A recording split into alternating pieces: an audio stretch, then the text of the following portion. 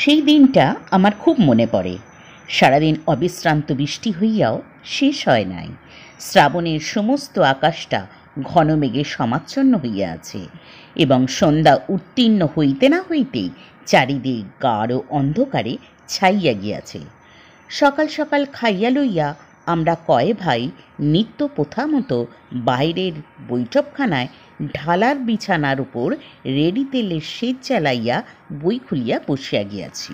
বাহিরের বারান্দার একদিকে পিসেমশাই ক্যাম্বেসের খাটে শুইয়া তাহার সান্ধ্য তন্দ্রাটুকু উপভোগ করিতেছেন এবং অন্যদিকে বসিয়া বৃদ্ধ রামকমল ভট্টাচার্য আফিম খাইয়া অন্ধকারে চোখ বুজিয়া থেলো হুঁকোয় ধূমপান করিতেছেন। দেউড়িতে হিন্দুস্তানি পেয়াদাদের তুলসীদাসের সুর শোনা যাইতেছে এবং ভেতরে আমরা তিন ভাই মেজদার কঠোর তত্ত্বাবধানে নিঃশব্দে বিদ্যাভ্যাস করিতেছি। অকস্মাৎ আমার ঠিক পিঠের কাছে একটা হুম শব্দ এবং সঙ্গে সঙ্গে ছোটদা ও যতীনদার সমবেত আত্মকণ্ঠের গগনভেদী রই রই চিৎকার। ওরে বাবা রে, খেয়ে ফেলল রে! কিসে ইহাদিগকে খাইয়া ফেলিল আমি ঘাড় ফিরাইয়া দেখিবার পূর্বেই মেজদা মুখ তুলিয়া একটা বিকট শব্দ করিয়া বিদ্যুৎ বেগে তাহার দুই পা সম্মুখে ছড়াইয়া দিয়া সেজ উল্টাইয়া দিলেন। তখন সেই অন্ধকারের মধ্যে যেন দক্ষযজ্ঞ বাঁধিয়া গেল। এই সুযোগে একটা চোর নাকি পলাইতেছিল। দেউড়ির সিপাহীরা তাহাকে ধরিয়া ফেলিয়াছে। মুহূর্তকাল মধ্যেই আলোয় চাকুরে বাকুরে ও পাশের লোকজনে উঠান পরিপূর্ণ হইয়া গেল। দারোয়ানরা চোরকে মারিতে মারিতে আত্মরা করিয়া আলোর সম্মুখে ধাক্কা দিয়া ফেলিয়া দিল। তখন চোরের মুখ দেখিয়া বাড়িশুদ্ধ লোকের মুখ শুকাইয়া গেল। আরে, এ যে ভট্টাচার্য মশাই! তখন কেহ বা জল, কেহ বা পাখার বাতাস দেয়।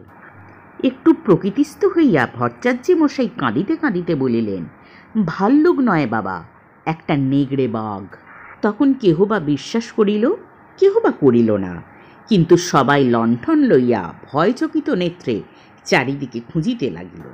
উঠোনের এক প্রান্তে একটা ডালিম গাছ ছিল। দেখা গেল তাহারই ঝোপের মধ্যে বসিয়া একটা বৃহৎ জানোয়ার, বাঘের মতোই বটে। চক্ষের পলকে বারান্দা খালি হইয়া বৈঠকখানা ভরিয়া গেল। জনপ্রাণী আর সেখানে নাই। এমন বিপদের সময় কোথা হইতে ইন্দ্র আসিয়া উপস্থিত। সে বোধ করি সম্মুখের রাস্তা দিয়া চলিয়াছিল, হাঙ্গামা শুনিয়া বাড়ি ঢুকিয়াছে। নিমেষে শতকণ্ঠে চিৎকার করিয়া উঠিল, ওরে বাঘ বাঘ! প্রথমটা সে থতমত খাইয়া ছুটিয়া আসিয়া ভিতরে ঢুকিল, কিন্তু ক্ষণকাল পরে ব্যাপারটা শুনিয়া লইয়া একা নির্ভয়ে উঠোনে নামিয়া গিয়া লণ্ঠন তুলিয়া বাঘ দেখিতে লাগিল। দোতলার জানলা হইতে মেয়েরা রুদ্ধশ্বাস নিঃশ্বাসে এই ডাকাত ছেলেটির পানে চাহিয়া দুর্গা নাম জপিতে লাগিল। পিসিমা তো ভয়ে কাঁদিয়াই ফেলিলেন। নিচে ভিড়ের মধ্যে গাদাগাদি দাঁড়াইয়া হিন্দুস্তানি সিপাহীরা তাকে সাহস দিতে লাগিল এবং এক একটা অস্ত্র পাইলেই নামিয়া আসে এমন আভাসও দিল। বেশ করিয়া দেখিয়া ইন্দ্র কহিল, দারিক বাবু, এ বাঘ নয় বোধ হয়। তাহার কথা শেষ হইতে না হইতেই সেই রয়্যাল বেঙ্গল টাইগার দুই থাবা জোর করিয়া মানুষের গলায় কাঁদিয়া উঠিল। পরিষ্কার বাংলা করিয়া বলিল, না বাবু মশাই, আমি বাঘ ভাল্লুক নই, আমি ছিনাদ বহুরূপী। ছিনাতের বাড়ি বালাসাতে। সে প্রতি বছর এই সময়টাই একবার করিয়া রোজগার করিতে আসে।